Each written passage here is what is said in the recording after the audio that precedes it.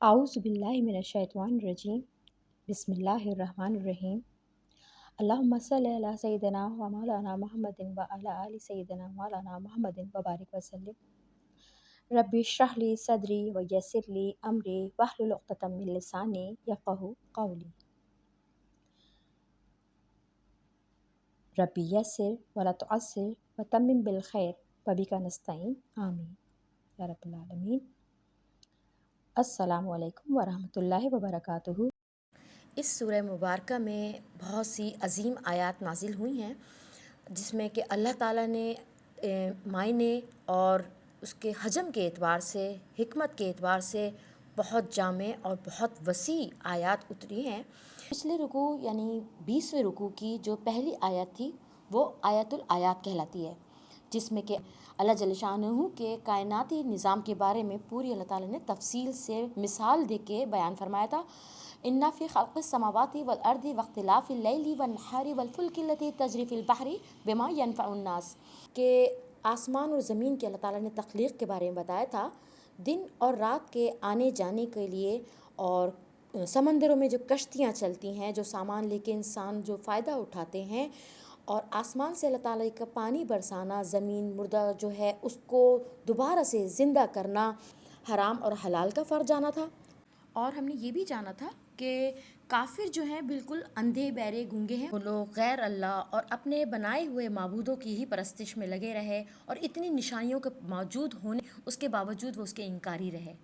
اس کا ظاہر ہے اس کا ٹھکانہ ان کا جہنم ہی ہے۔ اب ہم آیت نمبر 177 کی تلاوت کرتے ہیں۔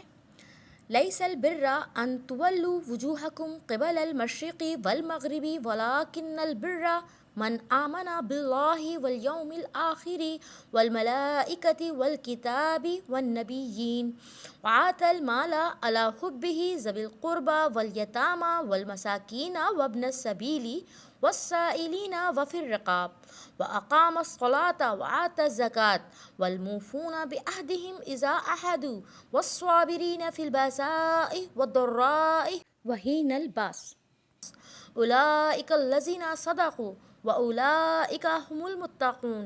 لفظی ترجمہ: لیسا نہیں ہے، برا بھلائی یا نیکی، ان یہ کہ تولو پھیرو تم، وجوہکم منہ اپنے کو، کم اپنے کو، قبلہ طرف، مشرق مشرق کے، والمغرب اور مغرب کے، واو اور لیکن لیکن، برا بھلائی یا نیکی، من اس کو ہے جو، آمنا ایمان لایا، باللہ اللہ پر، والیومی اور دن، آخرہ آخرت کے، والملائکتی اور فرشتوں کے، والکتابی اور کتاب کے، والنبیین اور پیغمبروں کے، واو اور آتا دیا، مال مال، علی اوپر، حبہ محبت اس کی کے، ذوی القربہ ذوی والوں کو کہتے ہیں، قربہ قرابت والوں، واو اور یتیموں کو، واو اور مساکین محتاجوں کو،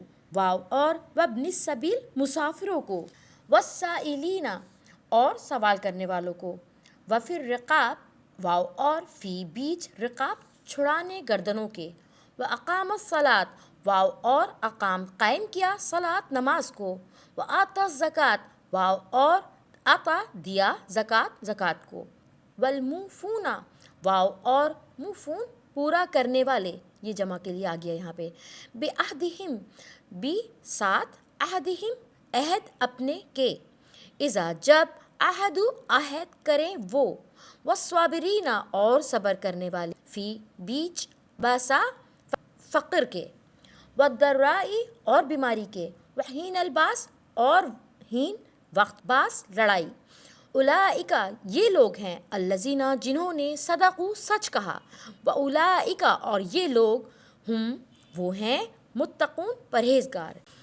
نیکی اس میں نہیں کہ تم اپنے چہروں کو مشرق اور مغرب کی طرف پھیل لیا کرو، لیکن نیکی یہ ہے کہ کوئی شخص اللہ پر ایمان لائے اور آخرت کے دن پر اور فرشتوں پر اور کتابوں پر اور نبیوں پر، اور اپنا مال دے اس کی محبت ہوتے ہوئے، قرابت والوں کو اور یتیموں کو اور مسکینوں کو اور مسافروں کو اور سوال کرنے والوں کو گردنوں کو چڑھانے میں، اور قائم کرے نماز کو اور ادا کرے زکوٰۃ، اور جو پورا کرنے والے ہیں اپنے عہد کو جب وہ عہد کریں، اور صبر کرنے والے ہیں سختی میں اور تکلیف میں اور جنگ کے موقع پر۔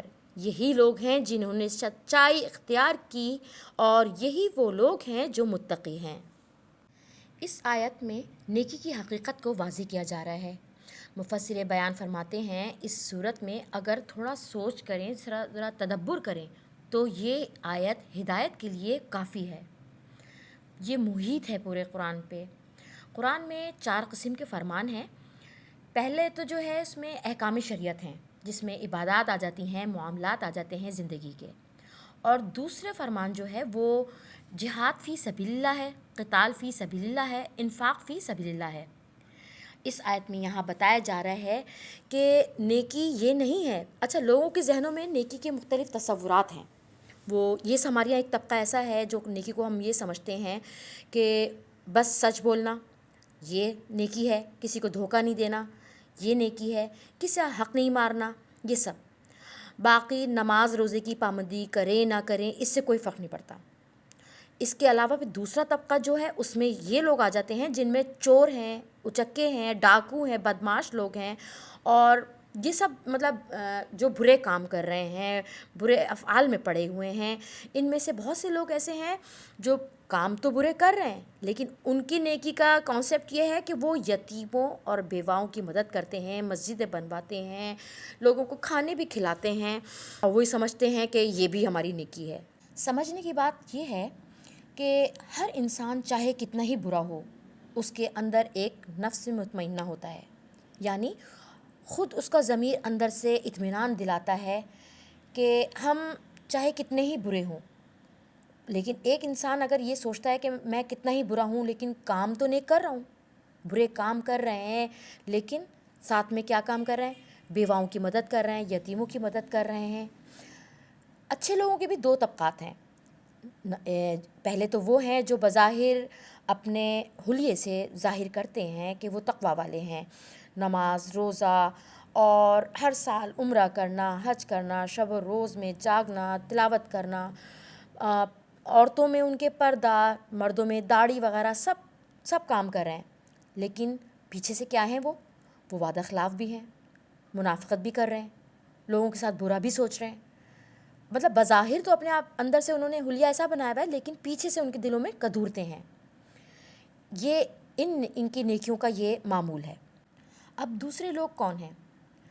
وہ جدید قوم کے لوگ ہیں، جیسے کہ وہ کہتے ہیں کہ ہم نماز نہیں پڑھ رہے، روزہ نہیں رکھ رہے، دین کے کوئی ایسے جو ہیں کہ تہجد نہیں پڑھ رہے ہیں، قرآن پاک کی تلاوت نہیں کر رہے ہیں، لیکن وہ کیا کر رہے ہیں؟ وہ جھوٹ کو برا سمجھ رہے ہیں۔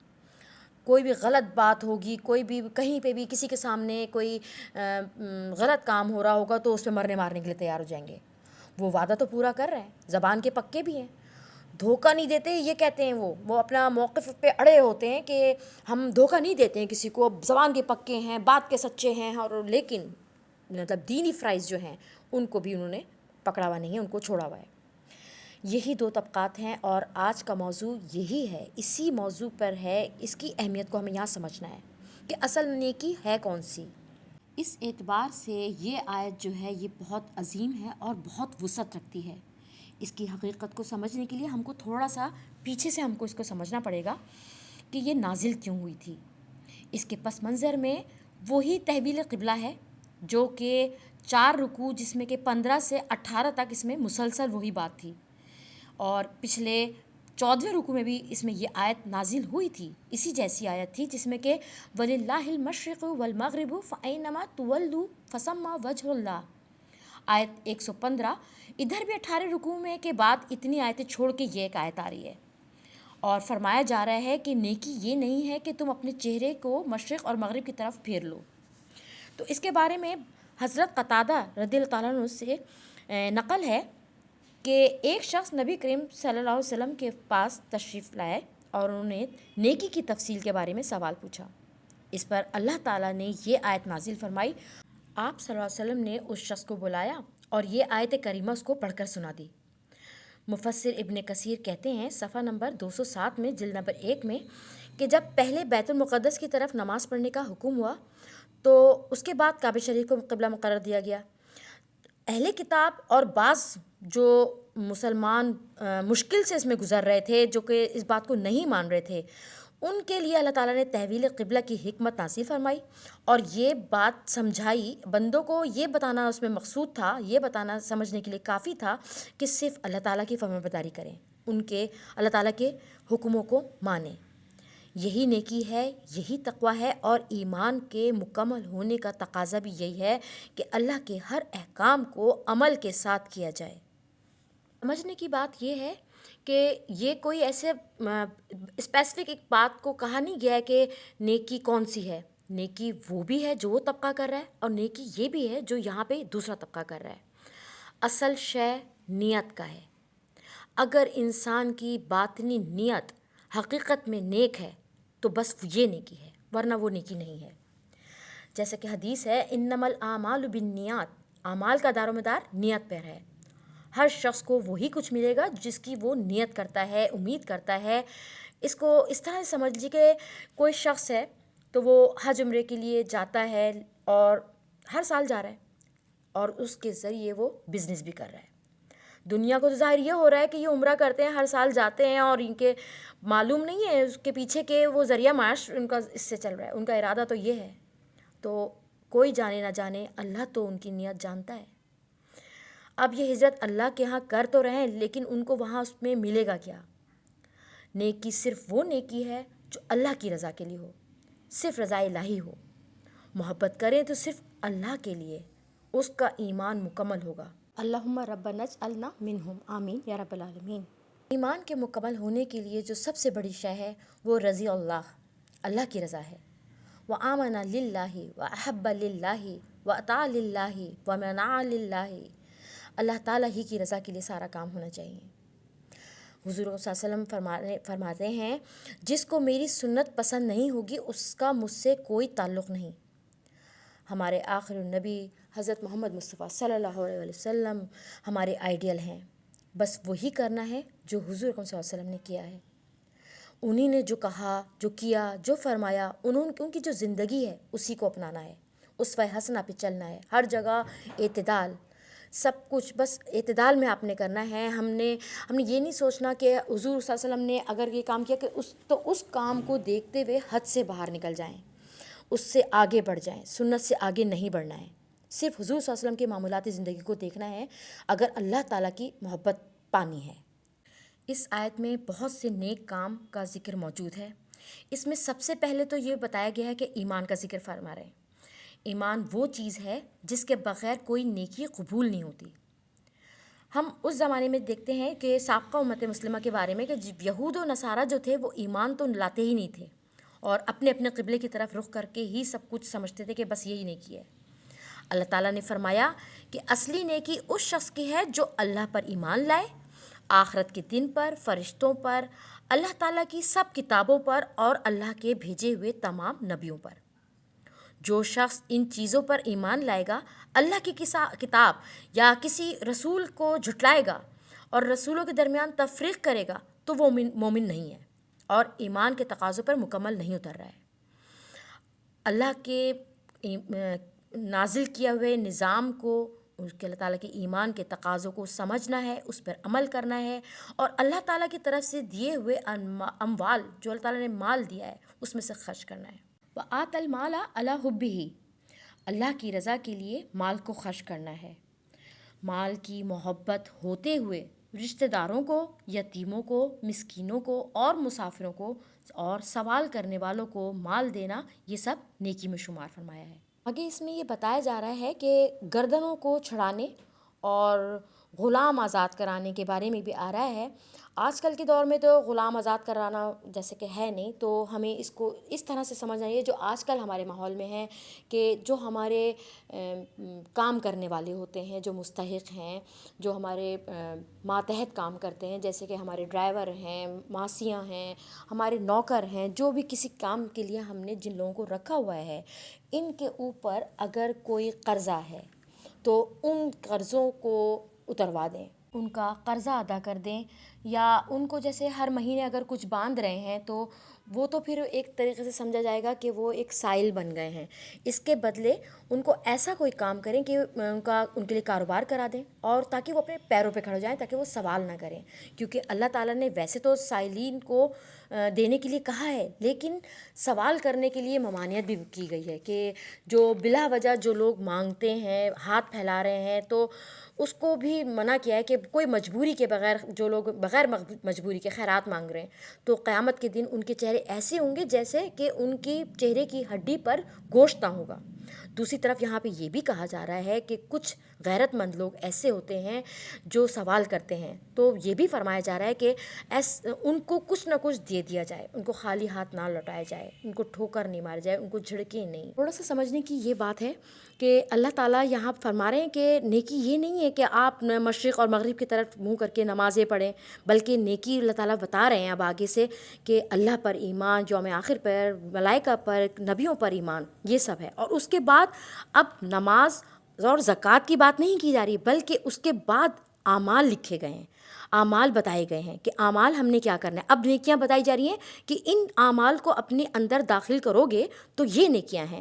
یعنی کہ اللہ پر ایمان، کتابوں پر، نبیوں پر، آخرت پر، اس پر ایمان لانے کے بعد آپ نے کیا کرنا ہے، وہ مال جس سے آپ کو محبت ہو اس کو آپ دیجئے اپنے قرابت داروں کو، یتیموں کو، مسکینوں کو، مسافروں کو، اور سوال کرنے والوں کو، اور غلاموں کے قرضے اتارنے میں، ان کو آزاد کرانے میں. اس بارے میں آنے کے بعد آگے جا کے آتا ہے کہ اب آپ نماز قائم کریں اور زکوٰۃ دیں. اللہ پر ایمان اور انسان کی ہمدردی کے بعد نماز اور زکوٰۃ کا ذکر بعد میں کرنے کی حکمت یہ ہے کہ اس سے ایمان کو تر و تازہ رکھا جائے. سورہ طٰہٰ میں اللہ تعالیٰ فرماتے ہیں اقم الصلاۃ للذکر، نماز قائم کرو میری یاد کے لیے. آگے کی آیت میں اللہ تعالیٰ فرماتے ہیں والموفون بعہدہم اذا عاہدوا، اور اپنے عہدوں کو پورا کرنے والے جب کہ وہ عہد کریں. مشکوٰۃ المصابیح میں حضرت انس رضی اللہ عنہ نے بیان فرمایا ہے کہ بہت کم ایسا ہوا ہے کہ حضور اکرم صلی اللہ علیہ وسلم نے ہمیں خطبہ دیا ہو اور یہ نہ فرمایا ہو کہ الا لا ایمان لمن لا امانۃ لہ ولا دین لمن لا عہد لہ. خبردار، اس کا کوئی ایمان نہیں جو امانت دار نہیں ہے، اور اس کا کوئی دین نہیں جو عہد کو پورا نہ کرے.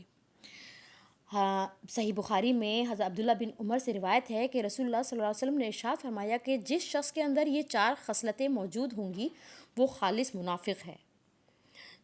نمبر 1، جب کہ اس کے پاس امانت رکھی جائے تو خیانت کرے، جب بات کرے تو جھوٹ بولے، جب عہد کرے تو دھوکہ دے، اور جب جھگڑا کرے تو گالیاں بکے. اچھا، یہاں پر اب ایک بات یہ بھی سمجھنی ہے کہ اگر کافروں سے کوئی معاہدہ کیا جائے تو اس کا پورا کرنا بہت ضروری ہے.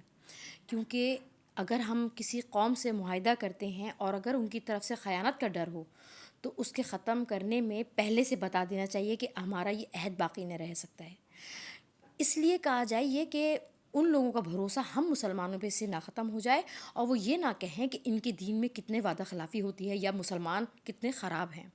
پھر آیت آ رہی ہے وَالصَّابِرِينَ فِي الْبَأْسَاءِ وَالضَّرَّاءِ وَحِینَ الْبَأْسِ، اور خاص طور پر صبر کرنے والے فقر و فاقہ میں، تکلیف میں اور جنگ کی حالت میں. یہاں پہ بتایا جا رہا ہے کہ نیکی کفر کو چیلنج کرتی ہے. یعنی اللہ کو جو نیکی مطلوب ہے، جو مقصود ہے، وہ یہ ہے کہ باطل کا سر کچلنے کے لیے میدان میں آؤ. اور جب باطل کا سر کچلنے کے لیے میدان میں آؤ گے تو بہت سی تکلیفیں جھیلنی پڑیں گی. اس راہ میں صحابہ اکرام نے بھی بہت تکلیفیں اٹھائی ہیں، جانیں دی ہیں، اور اللہ کا کلمے کو سر بلند رکھنے کے لیے بہت سے صحابہ اکرام نے جام شہادت نوش فرمایا ہے. قرآن کی روح سے سب سے اعلیٰ نیکی یہی ہے کہ حق کے لیے، اس کی بالادستی کے لیے اپنی گردن کٹا لی جائے. اور ہمیں یہ بات یاد رکھنی ہے کہ پیچھے کچھ رکوع میں ہم پہلے پڑھ چکے ہیں وَلَا تَقُولُوا لِمَن يُقْتَلُ فِي سَبِيلِ اللَّهِ أَمْوَاتٌ بَلْ أَحْيَاءٌ وَلَٰكِن لَا تَشْعُرُونَ، کہ جو اللہ کی راہ میں قتل کیے گئے ہیں انہیں مردہ مت کہو، بلکہ وہ زندہ ہیں، لیکن تمہیں ان کی زندگی کا شعور نہیں ہے. آگے بیان کیا جا رہا ہے اولئک الذین صدقوا، یہ ہیں وہ لوگ جو سچے ہیں، واولئک هم المتقون، اور یہی حقیقت میں متقی ہیں. ہمارے ذہنوں میں نیکی اور تقویٰ کے کچھ ایسے نقشے بیٹھے ہوئے ہیں کہ ہمیں سمجھ ہی نہیں آتا ہے کہ تقویٰ والے لوگ کون ہیں. ہم سمجھتے ہیں کہ جیسے مخصوص لباس پہن لیا، ایک خاص طریقے کا حلیہ اپنا بنا لیا، تو یہ تقویٰ والے لوگ ہوتے ہیں۔ تقویٰ کو لے کر لوگوں کے ذہنوں میں ایک بڑی مشکل سی چیز بیٹھی ہوئی ہے، جانتے ہی نہیں ہیں اس لفظ کا مطلب کیا ہے۔ اس کا مطلب یہ ہے کہ انسان کی نیت میں ایمان، اللہ پر ایمان، اللہ کا خوف، حرام سے بچنے والے اور گناہوں سے پرہیز کرنے والے۔ اس کے آگے کی تلاوت کرتے ہیں۔ ایھا الذین آمنوا کتب علیکم القصاص فی القتلی الحر بالحر والعبد بالعبد والانثى بالانثى فمن عفی له من اخیہ شیء فاتباع بالمعروف واداء الیہ باحسان ذالک تخفیف من ربکم ورحمۃ فمن اعتدی بعد ذالک فلہ عذاب علیم ولکم فی القصاص حیاۃ یا اولی الالباب لعلکم تتقون۔ اے ایمان والو، تم پر قصاص فرض کیا گیا مقتولین کے بارے میں، آزاد کو آزاد کے بدلے، غلام کو غلام کے بدلے اور عورت کو عورت کے بدلے۔ سو جس شخص کے لیے اس کے بھائی کی طرف سے کچھ معافی کر دی جائے تو بھلائی کے ساتھ اس کا مطالبہ ہو اور اچھے طریقے پر اس کی ادائیگی ہو، یہ تخفیف ہے تمہارے رب کی طرف سے اور رحمت ہے۔ پھر جس نے اس کے بعد زیادتی کی تو اس کے لیے دردناک عذاب ہے، اور تمہارے لیے قصاص میں بڑی زندگی ہے اے عقل والو، تاکہ تم پرہیز کرتے رہو۔ اے اہل ایمان، تم پر لازم کر دیا گیا ہے مقتولوں کا بدلہ لینا۔ قتلہ لفظ جو ہے یہ قتیل کی جمع ہے اور اس کے معنی مقتول کے ہیں۔ کتبہ آگے لفظ آ رہا ہے، تو یہ کتبہ لفظ کتاب سے اس سینس میں نہیں آئے گا، بلکہ لفظ فرض کے لیے آتا ہے، یہ فرض کر دیے جانے کے بعد۔ تو کتبہ کے بعد علی جو لفظ آتا ہے وہ فرضیت کے لیے آتا ہے، یعنی تم پہ یہ بات فرض کر دی گئی ہے۔ جب کسی معاشرے میں انسان کا خون بہانا عام ہو جائے تو اس معاشرے میں ظاہر ہے معاشرے کی زندگی، اس کی تمدن، اس کی جڑ کٹ جاتی ہے۔ تو اس لیے یہاں پہ کہا گیا کہ لہٰذا تم پر قصاص جو ہے وہ واجب کر دیا گیا ہے۔ جب کوئی شخص کسی کو قتل کر دے تو اس کی جان کا بدلہ جو جان سے دیا جاتا ہے، قرآن اور حدیث میں اس کو قصاص کہا جاتا ہے، اور قصاص کے معنی جو ہیں یہ برابری کے درجے کے لیے آتا ہے۔ جان کا بدلہ جان ہے، اور اس میں حاکم محکوم، چھوٹا بڑا، امیر غریب، اس میں کسی قسم کا کوئی فرق نہیں ہے، نہ ہی کوئی بڑا قبیلہ ہے کوئی چھوٹا قبیلہ ہے، اس کا کوئی فرق اس چیز پہ لاگو نہیں آتا ہے۔ حضرت امام ابو حنیفہ رحمۃ اللہ علیہ کا قول یہی ہے کہ تمام مسلمان آپس میں کفو یعنی برابر ہیں، لہٰذا قتل کے مقدمات میں کوئی فرق نہیں کیا جائے گا۔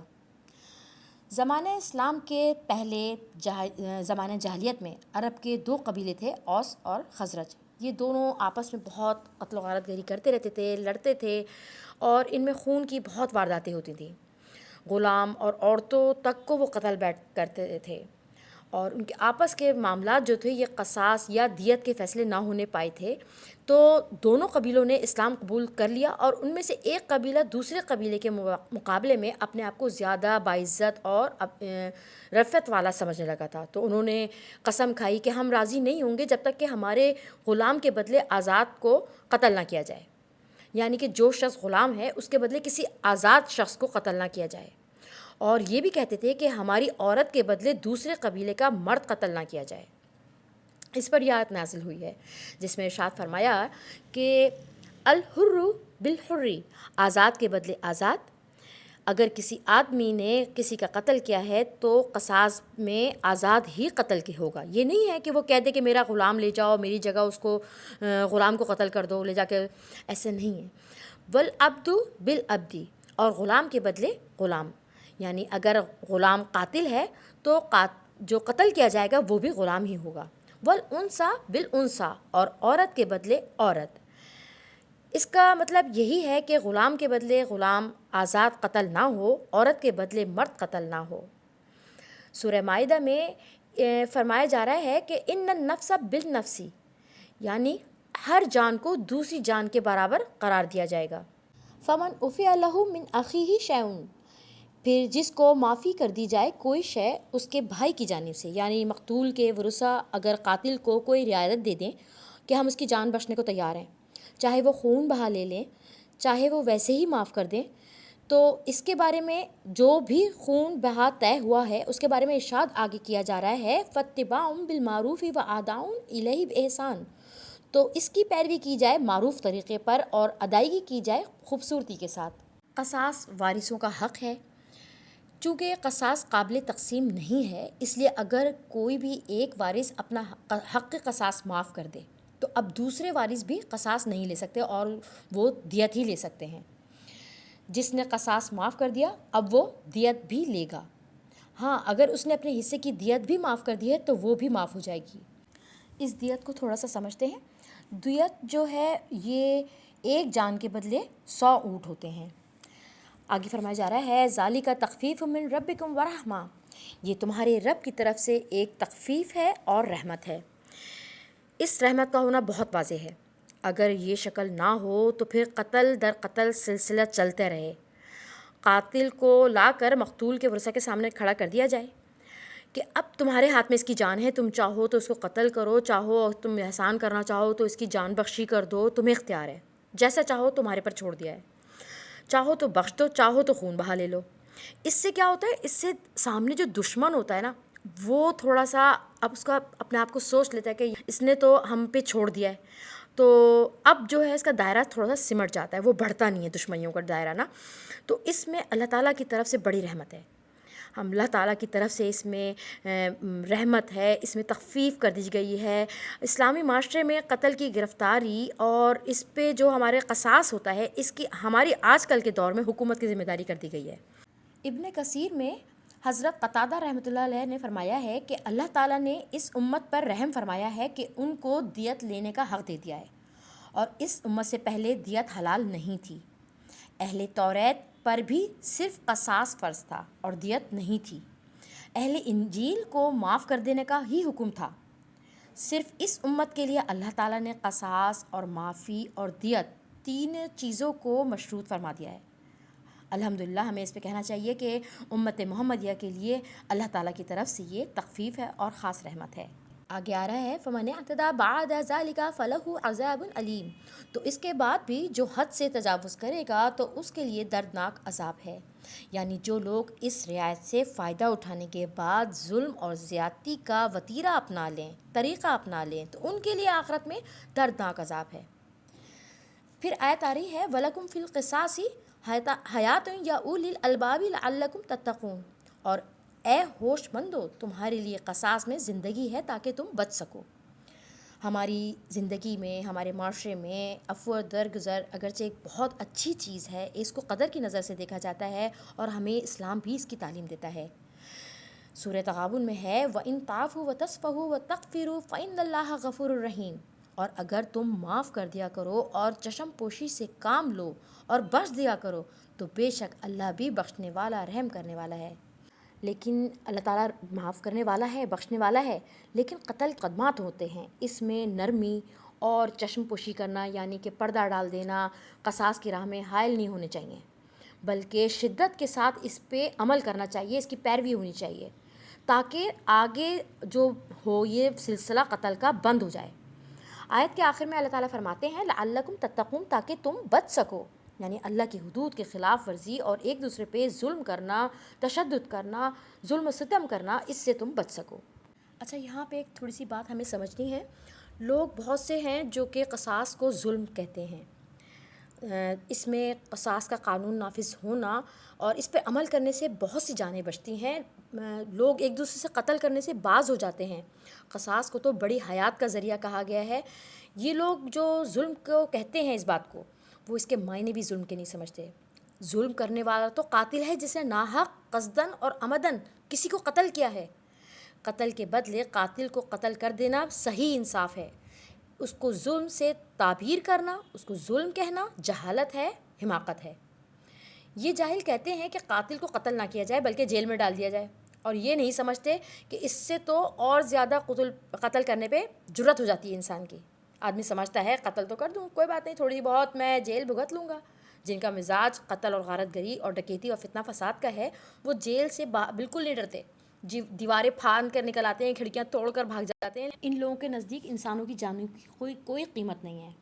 وہ لوگ قصاص کو اچھا نہیں سمجھتے، انہیں قاتل پر رحم آتا ہے۔ سنن ابی داؤد میں ہے کہ جس نے قصدن قتل کیا تو اس میں قصاص ہے، اور جو شخص قصاص نافذ کرنے کے بارے میں آڑے آ جائے تو اس پر اللہ کی نالت ہے اور فرشتوں کی نالت ہے اور سب انسانوں کی نالت ہے۔ آیت نمبر 180 کی تلاوت کرتے ہیں۔ کتبہ علیکم اذا حضر احدکم الموت ان ترک خیرا الوصیۃ للوالدین والاقربین بالمعروف حقا علی المتقین فمن بدلہ بعد ما سمعہ فانما اسمہ علی الذین یبدلونہ ان اللہ سمیع علیم۔ فمن خاف من موص جنفا او اسما فاصلح بینہم فلا اسم علیہ ان اللہ غفور الرحیم۔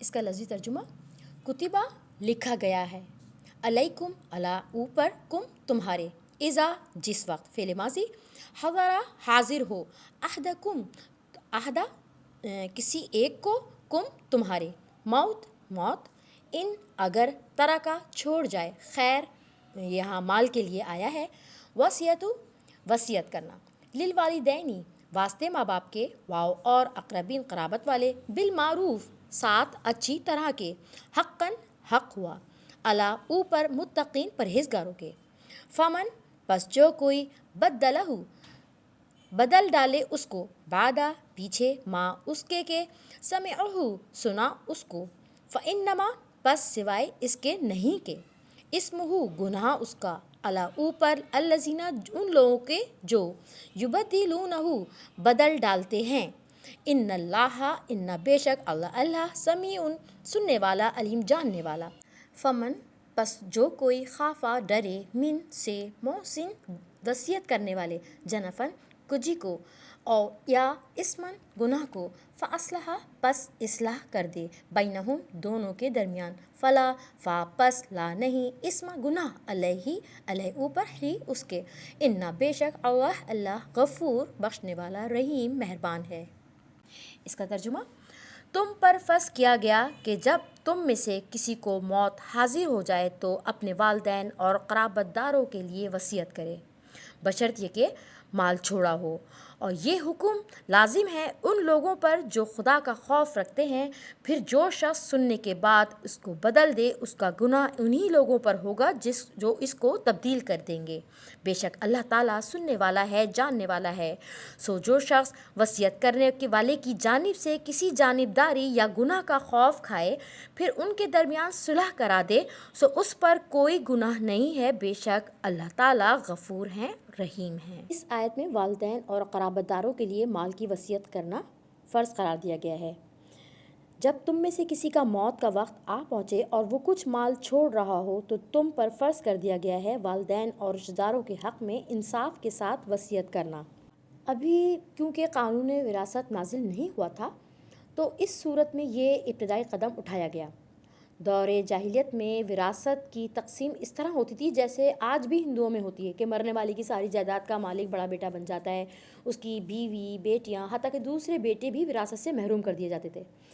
چنانچہ یہاں وراثت کے بارے میں یہ پہلا حکم دیا گیا کہ مرنے والا والدین اور اقربا کے بارے میں وصیت کر جائے تاکہ ان کے حقوق کا تحفظ ہو سکے، بعد میں جیسے کہ لڑائی جھگڑے نہ ہو سکیں۔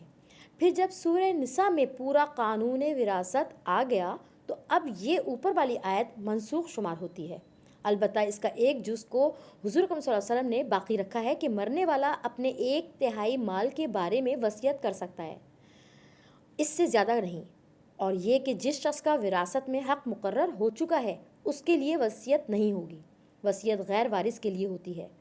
مرنے والا کسی یتیم کو، بیوہ کو، کسی یتیم خانے کو یا کسی دینی ادارے کو اپنی وراثت میں سے کچھ دینا چاہے تو اسے پورا حق حاصل ہے کہ 1/3 کی وصیت کر دے، باقی 2/3 میں لازمی طور پر قانون وراثت کی تنفیذ کی جائے گی، ان کو دیا جائے گا۔ وصیت کرنے والا جو کچھ وصیت کر دے وہ بھی اپنی زندگی میں منسوخ کر سکتا ہے۔ صحیح طریقہ یہی ہے کہ انسان اپنی زندگی میں اللہ کے لیے خرچ کرتا رہے، اہل عیال پر خرچ کرے، دوسرے اقربا پر، رشتہ داروں پر، یتامہ پر، مساکین پر، مسجدوں میں، مدارس کے لیے وقف کرے، مسجدیں بنوائے، مدرسے کھولے۔ وصیت نافذ کرنے سے پہلے اس کے قرضے بھی ادا کیے جائیں گے۔ ایک تو بات اس میں یہ ہے کہ قانون ہے کہ قرضوں کی ادائیگی کے بعد باقی 1/3 مال میں وصیت نافذ ہو سکتی ہے۔ نمبر 2 اس کے یہ ہے کہ وصیت کے مطابق خرچ کرنے والوں کا تعلق وارثوں سے ہو جاتا ہے، وہ دیانتداری سے خرچ کریں یا نہ کریں، اس لیے جو کچھ فی سبیل اللہ خرچ کرنا چاہتے ہیں وہ اپنی زندگی میں خرچ کر دیں، کہیں ایسا نہ ہو کہ گھر والے تو ضرورت مند ہیں اور ان کی ضرورتیں حاجتیں رکی ہوئی ہیں اور یہ باہر خرچ کر رہے ہیں. ایسا بھی نہ ہو کہ لوگوں کے قرضے چڑھے ہوئے ہیں اور وہ سخی بنے ہوئے ہیں، اس کے جوش میں آ کے سب آپ کے کاموں میں خرچ کر رہے ہیں اور قرضوں کی ادائیگی بھی رکی ہوئی ہے. اگر زندگی میں نیک کاموں میں خرچ نہیں کر سکے اور موت سے پہلے وصیت کر دی کہ فلاں فلاں جگہ اتنا مال خرچ کر دینا، اور قرض خواہوں کے قرض کو کبھی ذکر کر دیا کہ ان کے بھی پہلے قرضے عطا کیے جائیں گے. اگر اتنا زیادہ قرض ہے جتنا کہ مال ہے، وہ سب ان کی ادائیگی میں ختم ہو جاتا ہے، تو نہ وصیت نافذ ہوگی، نہ میراث میں سے کسی کو کچھ حصہ ملے گا، پہلے قرضہ اترے گا. وصیت کرنے والے کے پہلے فرائض کو بھی مقدم رکھا جائے گا، یعنی کہ پہلے پریورٹی دی جائے گی. مثلا اگر وصیت کرنے والے نے حج فرض جو ہے وہ نہیں کیا اور اس کے ذمہ میں زکاتیں بھی آ رہی ہیں اور اس نے نہیں دی ہیں، کفارے ہیں جو اس پہ واجب تھے اور ان کی ادائیگی ابھی باقی ہے، تو ان چیزوں کی ادائیگی کو وصیت میں پہلے رکھا جائے گا. حقاً علی المتقین، اللہ تعالیٰ کا تقوی رکھنے والوں پر یہ حق ہے. ان پر یہ واجب اور ضروری ہے کہ وصیت کر کے جائیں لوگ کہ ہمارے والدین کو یہ حصہ مل جائے، فلاں رشتہ دار کو یہ مل جائے، باقی جو بھی ورثہ ہیں ان کے حصے میں یہ آ جائے. فمن بدلہ بعد ما سمعہ، تو جس نے بدل دیا اس وصیت کو اس کے بعد کہ اس کو سنا تھا، تو اس کا گناہ انہی پر آئے گا جو اسے تبدیل کرتے ہیں. وصیت کرنے والا ان کے اس گناہ سے بری ہے جو وصیت تو اس نے صحیح کی ہے، اور اگر گواہوں نے بعد میں اس وصیت میں کوئی چینج لے آئے، تبدیلی کر دی، تحریف کر دی، رد و بدل کر دیا، تو اس کا بوال، اس کا بوجھ انہی لوگوں پہ آئے گا جنہوں نے اس میں تبدیلی کی ہے. ان اللہ سمیع علیم، یقیناً اللہ تعالیٰ سب کچھ سننے والا اور جاننے والا ہے. جس آیت کے آخر میں ان اللہ سمیع علیم اور ان اللہ غفور الرحیم اس طرح کے الفاظ اللہ تعالیٰ بیان فرماتے ہیں، تو اس الفاظ یہ خالی ایسے ہی نہیں ہیں. اس کا مطلب یہ ہے کہ پیچھے جو بات کی جا رہی ہے اس کے آگے سے یہ جملہ کہا گیا جب کہ ان اللہ سمیع علیم، بے شک اللہ تعالیٰ سب سن رہا ہے، سب جان رہا ہے جو کچھ کہ تم کر رہے ہو. تو ان باتوں کے پر بہت تقویٰ والے لوگ جو ہیں وہ ان باتوں سے سن کر ذرا لرز جاتے ہیں، ڈر جاتے ہیں کہ بے شک اللہ تعالیٰ موجود ہے اور ہم جو کچھ بھی کام کریں گے وہ سن رہا ہے اور وہ دیکھ بھی رہے ہیں. فمن خاف من موص جنفا او اثما، پھر جس کو اندیشہ ہو کسی وصیت کرنے والے کی طرف سے جانبداری یا حق تلفی کا، یعنی اگر کسی کو یہ اندیشہ ہو یا دیانتداری کے ساتھ اس کی یہ رائے ہو کہ وصیت کرنے والے نے ٹھیک وصیت نہیں کی ہے بلکہ بے جا جانبداری کا مظاہرہ کیا ہے یا کسی کی حق تلفی کرنے سے گناہ کما لیا ہے، تو آگے بیان فرمایا جا رہا ہے فَأَصْلَحَ بَيْنَهُمْ، اور وہ ان کے مابین صلح کرا دے. یعنی اس طرح کے اندیشے کے بعد کسی نے ورثہ کو جمع کیا اور ان سے کہا کہ دیکھو ان کی وصیت تو یہ تھی، لیکن اس میں یہ زیادتی والی بات ہو گئی ہے، تو اگر تم لوگ متفق ہو جاؤ تو اس میں اتنی تبدیلی کر دی جائے، تو پوچھ لیا جائے ان سے یہ، تو فلا اسم علیہ، تو اس پر کوئی گناہ نہیں ہے. یعنی ایسی بات نہیں ہے کہ اس وصیت کو ایسا تقدس حاصل ہو گیا کہ اب اس میں کوئی تبدیلی نہیں ہو سکتی، بلکہ باہمی مشورے اور اصلاح کے جذبے کے ساتھ وصیت میں تبدیل اور تغیر آ سکتا ہے. ان اللہ غفور الرحیم، یقیناً اللہ تعالیٰ بخشنے والے مہربان ہیں. الحمدللہ یہاں پر ہمارا 22واں رکوع کا اختتام ہوا ہے، اور اس میں وراثت کا جو حصے تھے اس کے بارے میں سورہ نساء کے دوسرے رکوع میں بھی وراثت کے حصے کی کچھ تقسیم بیان کی گئی ہے، جو کہ انشاءاللہ اللہ نے چاہا تو ہم اس کو آگے پڑھیں گے. یہاں سے ہم الحمدللہ اب ہم 23واں رکوع سٹارٹ کرتے ہیں، اور اس میں تھوڑا سا ہم یہ سمجھتے ہیں کہ اللہ تعالیٰ کے کلام کی اس میں خوبصورتی کیا ہے. اللہ تعالیٰ کے کلام میں بہت ہی حکیمانہ طریقے سے اللہ تعالیٰ نے اس کو نازل فرمایا ہے. اس میں ذرا ہم غور کریں تو ایک بات ہم یہ نوٹ کریں گے کہ اللہ تعالیٰ کی آیات میں نزول میں ایک بات ہوتے ہوتے دوسری آیت ایک دم سے نئے ٹاپک پہ آ جاتی ہے، جس میں بالکل ہی کوئی مختلف واقعے کی طرف اشارہ کیا جاتا ہے. اللہ تعالیٰ نے اپنے محبوب حضرت محمد مصطفیٰ صلی اللہ علیہ وسلم پر وقت ضرورت کوئی بھی دوسرے احکام بالکل الگ طریقے سے نازل فرما دیتے تھے. گویا کہ آپ اس کو اس طرح سمجھ لیں کہ ایک خوبصورت سی کوئی ڈوری ہو جس میں اللہ تعالیٰ کے احکام اور جو سابقہ امت سے اور امت محمدیہ صلی اللہ علیہ وسلم کے مومن بندوں کے لیے اللہ تعالیٰ نے پروئے ہیں. تحویل قبلہ کی بات ہوتے ہوتے ایک دم سے قصاص اور قتال کے بارے میں آ گیا. حلال حرام جانوروں کی بات ہوتے ہوتے حلال رزق، صبر، شکر، نماز سے اللہ کی مدد کا تذکرہ آ جاتا ہے. یہاں ہمیں بس یہی سمجھنا ہے کہ یہ سب احکامات مختلف وقت اور واقعات کی وجہ سے آیتوں کی شکل میں اپنے حبیب پر اللہ تعالیٰ اتارتے رہے، قرآن کا نزول ہوتا رہا۔ ان باتوں کا اصل مقصد صرف یہی ہے، اللہ تعالیٰ نے اپنے احکامات اور شریعت اور اپنے جتنے بھی اللہ تعالیٰ کو، ان باتوں کا مقصد صرف اللہ تعالیٰ کی طرف سے یہی تھا کہ قرآن کے ذریعے حضرت محمد مصطفیٰ صلی اللہ علیہ وسلم پر جو اتاری گئیں وہ ہم تک اپنی بات کو پہنچانا اللہ تعالیٰ کا مقصد تھا۔ پچھلی آیتوں میں وصیت کا ذکر ہوتے ہوئے اب اس رکوع میں اللہ تعالیٰ کی رسی میں آگے حکم جو آ رہے ہیں وہ روزے کی فرضیت اور اس کے احکام کی طرف منتقل کیا جا رہا ہے۔ آیت نمبر 183 اور 184 کی تلاوت کرتے ہیں۔ یا ایھا الذین آمنوا کتب علیکم الصیام کما کتب علی الذین من قبلکم لعلکم تتقون ایاما معدودات فمن کان منکم مریضا او علی سفر فعدۃ من ایام اخر وعلی الذین یطیقونہ فدیۃ طعام مسکین فمن تطوع خیرا فہو خیر لہ وان تصوموا خیر لکم ان کنتم تعلمون۔ اس کا ترجمہ، اے ایمان والو، فرض کیے گئے تم پر روزے جیسا کہ فرض کیے گئے ان لوگوں پر جو تم سے پہلے تھے، تاکہ تم پرہیزگار بن جاؤ۔ چند دن کے روزے رکھ لو، سو جو شخص تم میں سے مریض ہو یا سفر میں ہو تو دوسرے دنوں کی گنتی کر کے روزے رکھ لے، اور جن لوگوں کو روزے رکھنے کی طاقت ہے ان کے ذمے ہے فدیہ ایک مسکین کے کھانے کا۔ بس جو شخص اپنی خوشی سے کوئی خیر کا کام کر لے تو وہ اس کے لیے بہتر ہے، اور یہ کہ تم روزہ رکھو تمہارے لیے بہتر ہے اگر تم جانتے ہو۔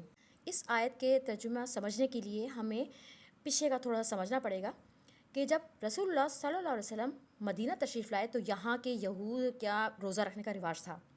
وہ لوگ عاشورے کا روزہ اس لیے رکھتے تھے کہ اس روز ان کو بنی اسرائیل کو فرعونیت سے نجات ملی تھی۔ حضور اکرم صلی اللہ علیہ وسلم نے مسلمانوں کو ابتدا کے ہر مہینے میں ایام بیس کے 3 روزے رکھنے کا حکم دیا۔ پھر کچھ عرصے کے بعد رمضان کے روزے فرض کیے گئے، اور اس میں جب یہ رمضان کے روزے فرض ہو گئے تو یہ ایام بیس کے روزوں کی جو فرضیت تھی اس کو ختم کر دیا گیا۔ ڈاکٹر اسرار صاحب اور مولانا انور شاہ کاشمیری، ان دونوں کی ایک رائے یہ متفق ہے کہ تفسیر کبیر میں امام رازی رحمۃ اللہ علیہ کے ہاں بھی اس کا ذکر موجود ہے، وہ یہ کہ روزوں کے متعلق پہلی جو 2 آیتیں ہیں 183 اور 184 یہ رمضان کے روزے سے متعلق نہیں ہیں، بلکہ وہ ایام بیس کے روزوں سے متعلق ہیں۔ ایام بیس کے روزے رسول اللہ صلی اللہ علیہ وسلم نے رمضان کے روزوں کی فرضیت کے بعد بھی نفلاً رکھے ہیں۔ یا ایھا الذین آمنوا، اس آیت میں رمضان مبارک کے روزوں کی فرضیت کا اعلان کیا جا رہا ہے۔ نماز اور روزہ دونوں بدنی عبادتیں ہیں، زکوٰۃ مالی عبادت ہے، حج میں مال خرچ ہوتا ہے، بدنی محنت بھی ہوتی ہے اس میں، اور وہ بدنی عبادت بھی ہے، مالی عبادت بھی ہے حج۔ نماز نبوت کے 5ویں سال میں مکہ معظمہ میں فرض ہوئی، جو کہ شب معراج میں عطا کی گئی تحفتاً، اور رمضان الشریف کے جو روزے ہیں وہ ہجرت کے بعد مدینہ منورہ میں سن 2 ہجری میں فرض ہوئے ہیں۔ جس طرح نماز اور زکوٰۃ پہلی امتوں پہ فرض تھی، اسی طرح روزے بھی ان پر فرض تھے۔ کما کتب علی الذین من قبلکم میں یہ بتایا جا رہا ہے کہ روزے کوئی نئی چیز نہیں ہے، یہ پہلی امتوں پہ بھی فرض ہوئے تھے، اس لیے لہٰذا انہوں نے بھی رکھے ہیں، اب تم بھی رکھو۔ روزے کی صفت سے انسان میں تقویٰ پیدا ہوتی ہے، اور اسی کی حکمت، روزے کی حکمت اور فائدہ بتاتے ہوئے آگے بتایا جا رہا ہے کہ لعلکم تتقون۔ روزہ رکھنے سے نفس کے تقاضوں پر زد پڑتی ہے، قوت شہوانیت میں ضعف آ جاتا ہے۔ تقویٰ جو ہے صغیرہ اور کبیرہ ظاہری باطنی گناہوں سے بچنے کا نام ہے۔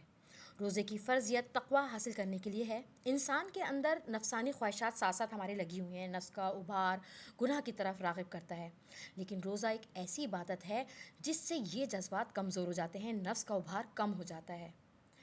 حضور اکرم صلی اللہ علیہ وسلم نے فرمایا ہے کہ سب سے زیادہ 2 چیزیں ہیں جو گناہ کا باعث بنتی ہیں، ایک منہ اور دوسری شرمگاہ۔ حضرت امام ترمذی رحمۃ اللہ علیہ نے حضرت ابو ہریرہ سے روایت فرمایا ہے کہ حضور اکرم صلی اللہ علیہ وسلم سے دریافت کیا کہ سب سے زیادہ کون سی چیز ہے جو دوزخ میں داخل کرنے کا ذریعہ بنے گی؟ آپ نے فرمایا الفم والفرج، یعنی منہ اور شرمگاہ، ان دونوں کو دوزخ میں داخل کرانے میں سب سے زیادہ دخل ہے۔ ایک اور حدیث میں آیا ہے، حضور اکرم صلی اللہ علیہ وسلم فرماتے ہیں الصیام جنہ، یعنی روزہ ڈھال ہے، گناہ سے اور آتش دوزخ سے یہ بچاتا ہے۔ یہ بخاری شریف میں مذکور ہے۔ ایام معدودات فرما کر یہ بتایا جا رہا ہے کہ یہ گنتی کے چند روزے ہیں، اور ان روزے کو رکھ لینا ایسی کوئی مشکل بات نہیں ہے۔ اس کے بعد مریض ہے یا مسافر ہیں ان کے لیے بھی آسانی بیان فرمائی ہے کہ وہ اپنے مرض اور سفر کے دوران روزہ نہ رکھیں۔ رمضان اگر گزر جائے تو اس کے بعد کے دنوں میں اتنی ہی گنتی کر کے روزے رکھ لیں، یعنی چھوٹے ہوئے روزوں کی قضا کر لیں، جن کا ہم انشاءاللہ آگے کی آیات میں اس کا ڈیٹیل سے پڑھیں گے۔ یہ جو فرمایا وَعَلَى الَّذِينَ يُطِيقُونَهُ فِدْيَةٌ طَعَامُ مِسْكِين، اور جو لوگ روزہ رکھنے کی طاقت رکھتے ہیں ان پر فدیہ ہے ایک مسکین کے کھانے کا۔ یہ ابتدائی حکم تھا۔ سنن ابو داؤد میں صفحہ نمبر 74 پہ ہے، حضور اکرم صلی اللہ علیہ وسلم مدینہ منورہ تشریف لائے تو ہر ماہ 3 روزے رکھنے کا حکم دیا۔ پھر رمضان کے روزوں کا حکم نازل ہوا۔ لوگوں کو روزہ رکھنے کی عادت نہیں تھی اور روزہ رکھنا ان کے لیے بہت بڑا مشکل کام لگ رہا تھا، ان کو شاق گزر رہا تھا ان پہ، لہٰذا یہ اجازت تھی کہ طاقت رکھتے ہوئے بھی جو شخص روزہ نہ رکھے تو وہ ہر روزے کے بدلے ایک مسکین کو کھانا کھلا دے۔ اس کے بعد یہ آیت نازل ہوئی فمن شہد منکم الشہر فلیصمہ، نازل ہوئی کہ طاقت ہوتے ہوئے روزہ نہ رکھنے کی اجازت منسوخ کر دی گئی اور سب کو روزہ رکھنے کا حکم دے دیا گیا۔ البتہ مریض اور مسافروں کے لیے اجازت باقی رہی کہ وہ روزہ رمضان میں نہ رکھیں اور بعد میں روزہ قضا کریں۔ فرمایا جا رہا ہے فمن تطوع خیرا فہو خیر لہ، کہ جو بھی شخص اپنی خوشی سے کوئی نیک کام کرے گا تو یہ اس کے لیے بہتر ہے۔ اس کا مطلب یہ ہے کہ پورے ماہ رمضان کے روزے فرض کیے گئے ہیں، ان فرضوں کے علاوہ اگر کوئی شخص اپنی خوشی سے نفلی روزے رکھ رہا ہے تو یہ اس کے لیے بہتر ہے۔ صحیح بخاری جلد نمبر 1 صفحہ نمبر 254 میں ہے کہ ایک شخص حضور صلی اللہ علیہ وسلم کے پاس آیا، اسلام کے بارے میں اس نے پوچھا تو آپ نے اس کے لیے 5 نمازوں کی فرضیت بتا دی۔ اس نے اس پر یہ کہا کہ اس کے علاوہ بھی مجھ پر کچھ فرض ہے؟ آپ نے فرمایا اس کے علاوہ اور کوئی نماز فرض نہیں، الا یہ کہ اپنی خوشی سے نفل نمازیں پڑھ لو۔ پھر آپ نے رمضان کے روزوں کی فرضیت کا ذکر فرمایا۔